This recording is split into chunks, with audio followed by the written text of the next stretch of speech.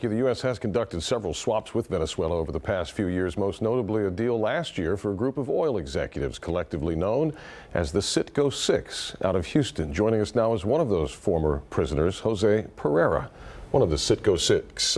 You were the interim president of Citgo at the time. Mr. Pereira, thanks for being here. What do you know about these six that have just come home and what they've endured these last few years? Well, this is a very kind of a hard situation because this is a hard place to be.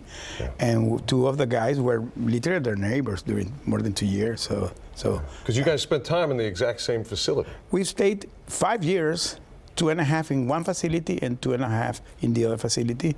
So literally all these guys that are coming back, we stayed in the both facilities that they were. Are they lucky to be alive? Are they lucky to be home? Oh yeah, of course. This is the best thing that could ever happen. Yeah, I'm so proud for them. What are the conditions like? How do they keep you? Are you getting 3 meals a day? Do you get time outside? I mean, it's hard for us to imagine. It's difficult because the place that where these guys were almost them is a place called the U.S.A. It's a third floor basement, and they don't have fresh air. Sometimes you can stay even a month without going to the sun, take the sun. The food sometimes is not so good. Your family has to be providing you food and medicine. So if not, maybe you can die. Yeah. I think I read somewhere that there wasn't a day that went by for you where you weren't hoping, expecting maybe today will be the day. Did you ever lose track of how long it had been? Oh yeah. Well, in our case, our situation went through several phases, but the first year was totally terrible.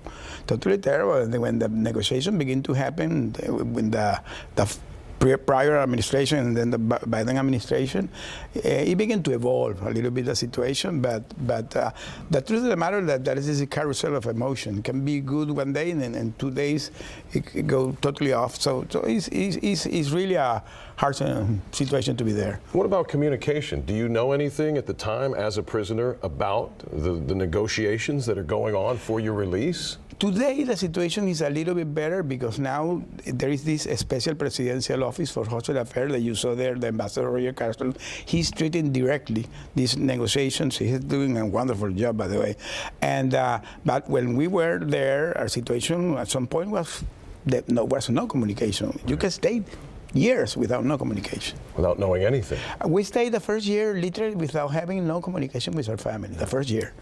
What's the first thing that happens when you come back and they take you somewhere, you board a plane, you're not really sure where you are, I imagine, and then all of a sudden you can look out and you say, we're coming back to the U.S. What's that like? Well, they led to a military base in San Antonio. There is a special program called PISA, that they're going to be there for several days. It's like a decompression process.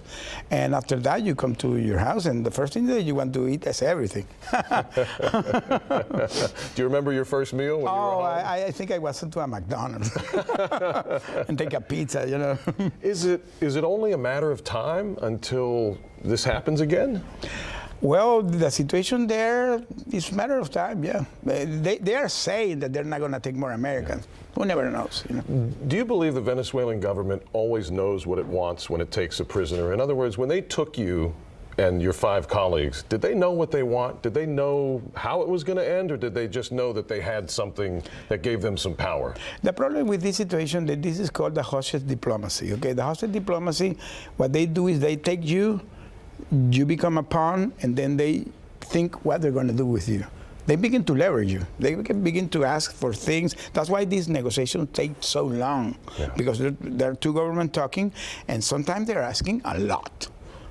So these guys, some of them take 2, 3 years. Our case was 5 years.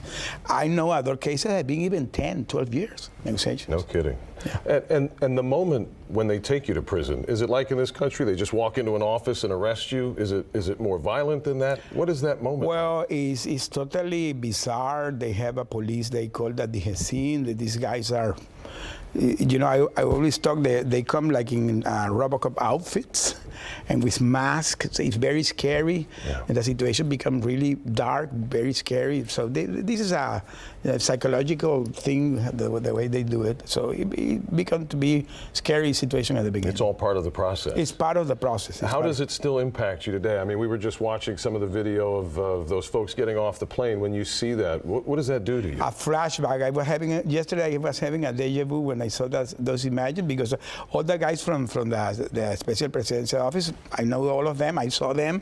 I saw the photo they took in the plane, same photo that we have. So it's the same thing. I saw the hangar. So the scene is exactly, it's a deja vu.